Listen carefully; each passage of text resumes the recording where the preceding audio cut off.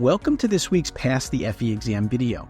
In this episode, I'll be talking with Jeffrey Basiliere, EIT Project Engineer at the Sugar Cane Growers Cooperative of Florida. Jeffrey was the winner of our 3-month PPI on Demand course, and in this episode, he'll discuss some of the strategies and methods that he used to pass the FE exam. Preparing for the FE exam can be a daunting task, from the vast amount of material to cover to the pressure of passing the exam on the first try. Many students face common challenges along the way. Choosing the right study materials is crucial for success, and that's why we are here to bring you tips and insights to help you pass the FE exam.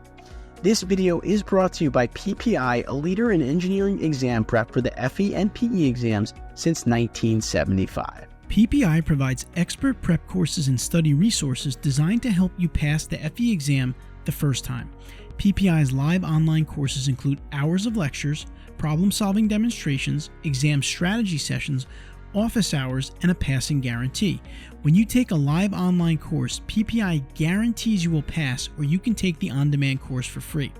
With study guides, practice exams, and more, the PPI Learning Hub offers digital practice and review that you can take with you anywhere you have a device so that you can prepare during the times most convenient for you. Check out PPI today at ppi2pass.com to see all the options available for FE exam prep. Let's dive in.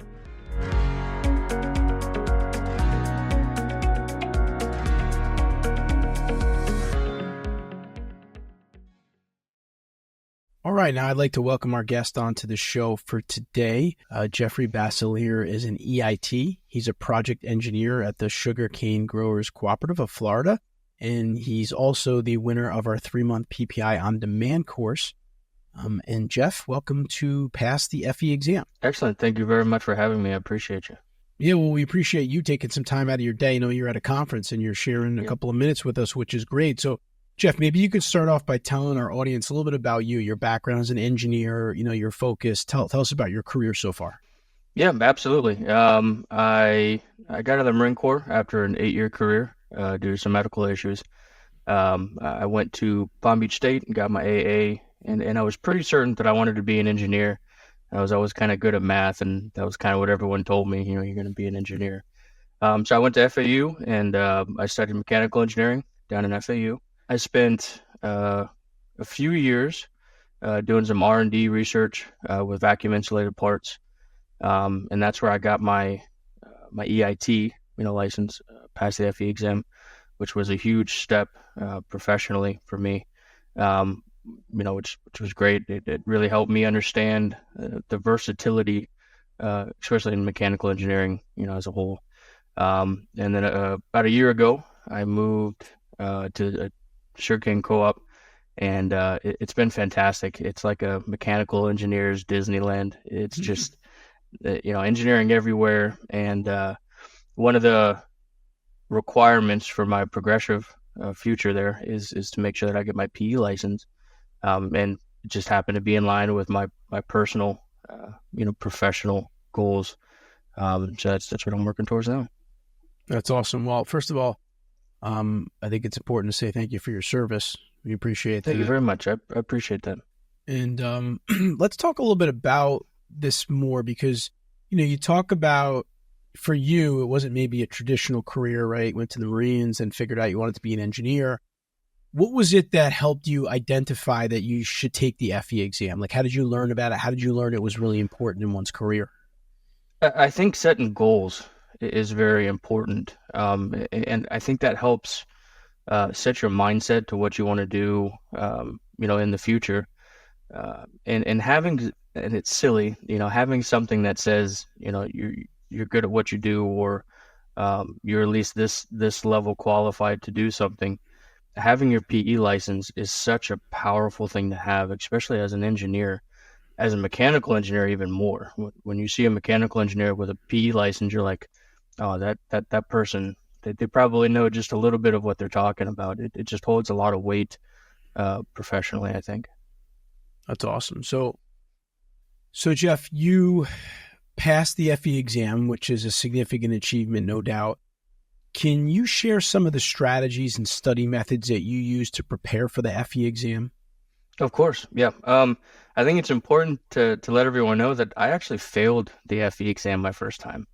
I was a little discouraged, and it did take me quite a bit to kind of bounce back, that little defeat inside. But the first time that I studied, I tried to study like I was in college, in the sense that I kind of crashed a bunch of information at the very last minute, thinking that, no, I just graduated. I should know all these theories and all this, information. So I studied real hard, like the last 3 weeks right before my exam, and I failed it. And what I learned was the FE is such a large entity when it comes to knowledge, that you have to really take your time and do that repetitive information kind of conditioning your brain. And once I figured out a study plan and stuck to it, that actually ended up helping me. And then at the very end, instead of crash studying, I just took a bunch of practice exams. And I think that's what really kind of helped me over the edge, is just putting yourself in that mindset of, this is how the exam is. Let me try to replicate it exactly how it is, and just keep at it. Consistency, I think, is what's important. Yeah, I think those are important points. I mean, I think that the FE exam certainly is a bit of a bear, if you will.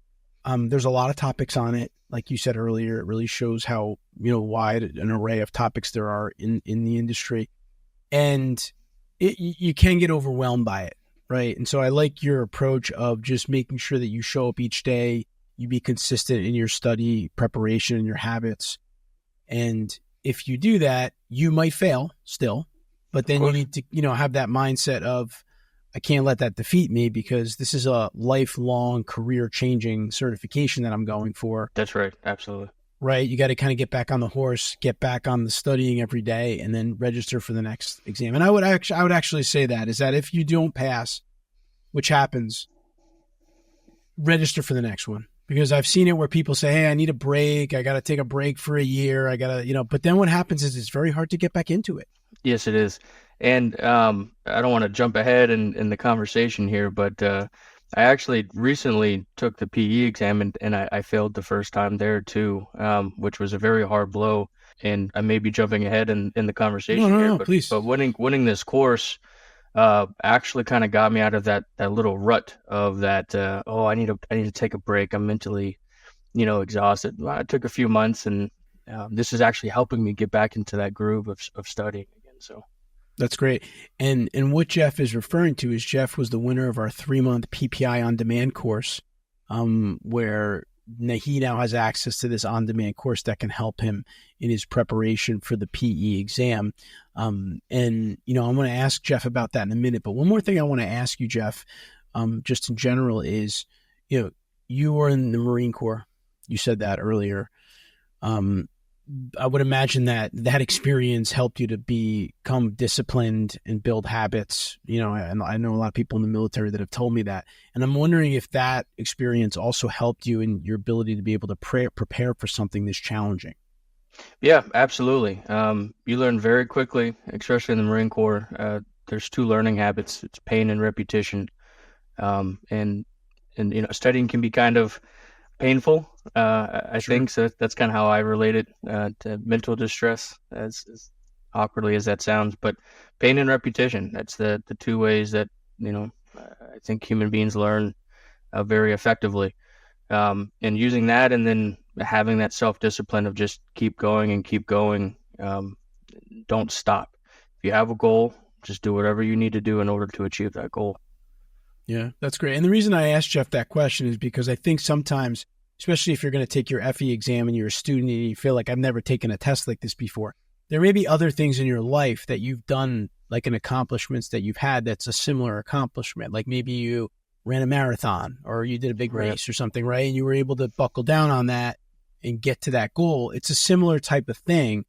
And, you can maybe draw on some of those other experiences to give you that confidence you need to go forward. And I would imagine, Jeff, because you failed the FE and then passed it, that can give you some confidence that you failed the PE once and you could pass, right? Absolutely. Absolutely. There's no doubt that I'm ever going to stop trying to pass the PE exam. So I want to thank the board, the Florida board, and let me take it as many times as I need to in order to achieve my goal.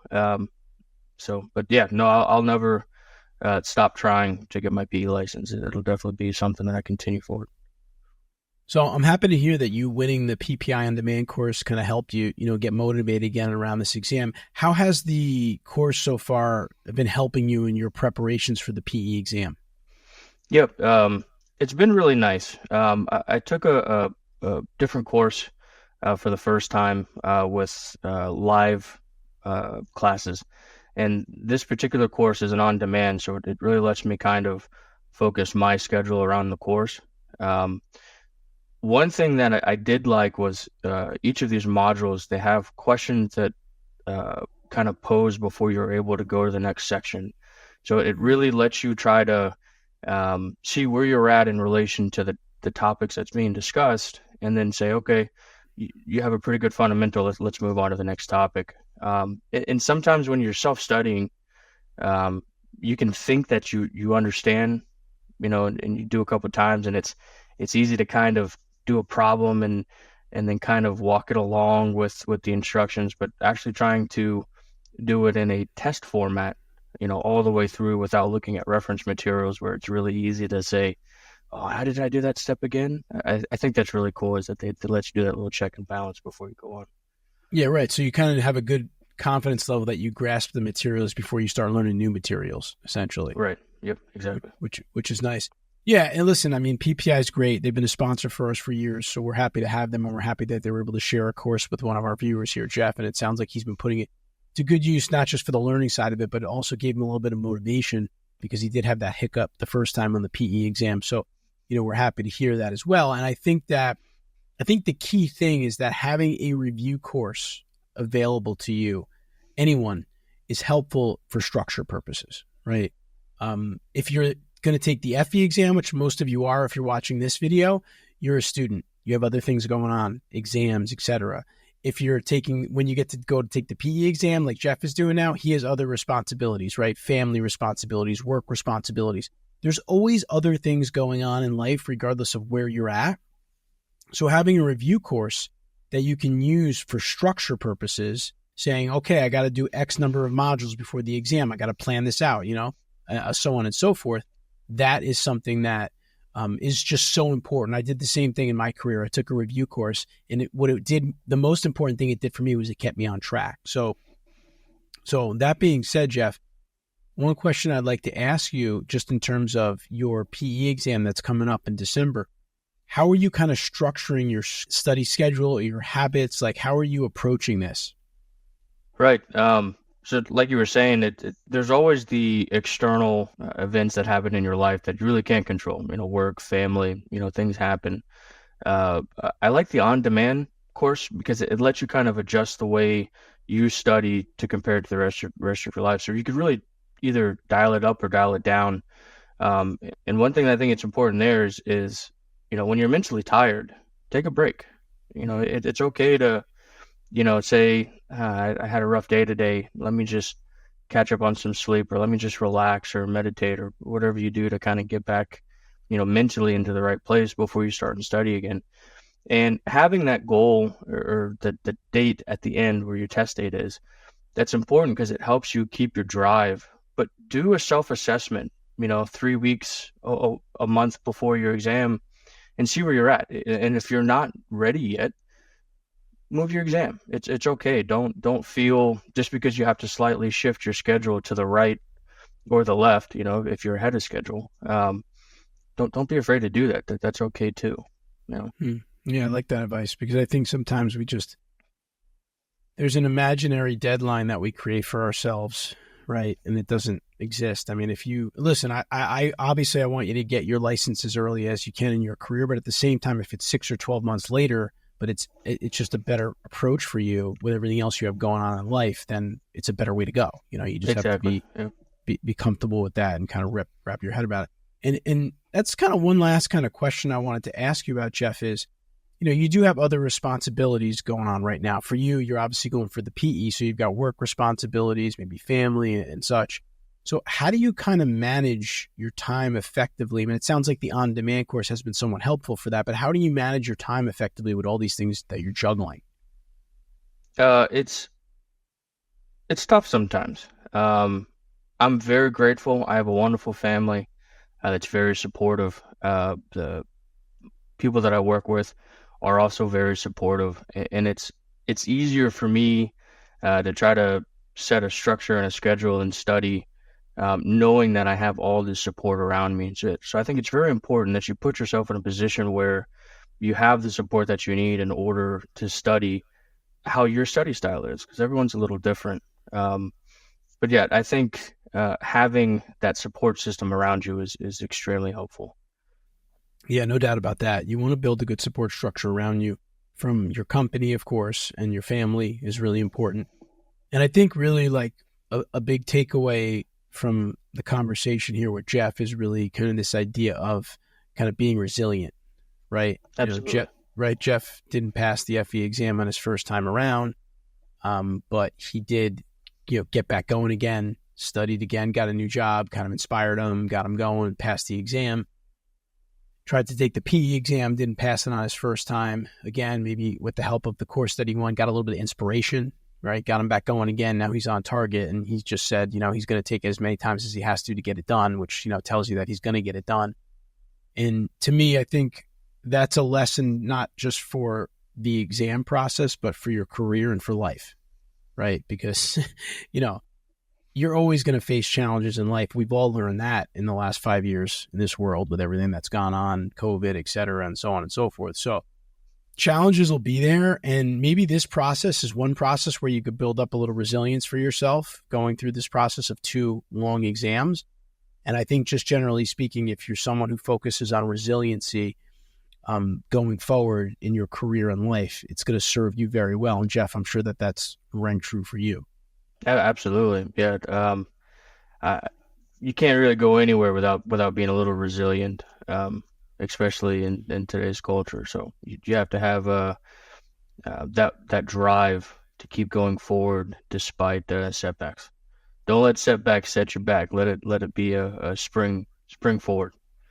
There you go. All right. So Jeff, last question for you. What's a final piece of advice that you might offer to engineers out there that are preparing for their FE exam or their PE exam? What's the one last piece of advice that you'll share with them from your experience? Take practice exams. I think that's probably the best thing that I chose to do is, 1 week to 2 weeks before, your test schedule. Take some practice exams exactly the way that it would be in the room, which they put you in a little room. It's quiet. There's nothing around you. You get a little laptop or a computer, the bare minimums, and just focus for 8 hours. It's a very long exam. Learn to stay hydrated. Learn to work through mentally when you get stuck, because you're going to get stuck on questions. Don't sit and dwell on those questions. Have a mental note saying, okay, I've spent 2 minutes on this. I can't figure it out. Let me go to the next questions. I can always start and come back later. Some questions are quick. Some questions are long. Just make sure that you learn to pace your time out for each question. That's great. That's awesome. And I think that that's so important, because I can't tell you how many times people have said they've studied for months and months and months, and then they go to the exam and they don't pass, but they didn't put themselves in exam type conditions beforehand.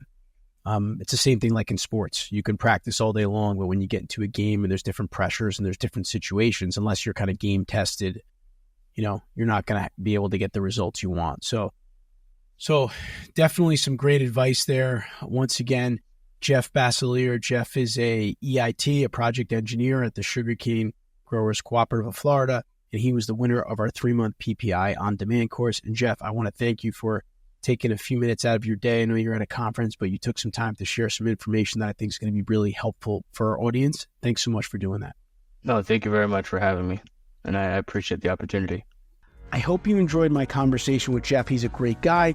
He gave us great tips on how you can pass the FE exam. And if you leave your questions in the comments below this video, I'll read them and respond to them in future videos. And please subscribe to our channel here, because we're going to keep putting videos like this out there to help you pass the FE exam. I'll see you next week on Pass the FE Exam.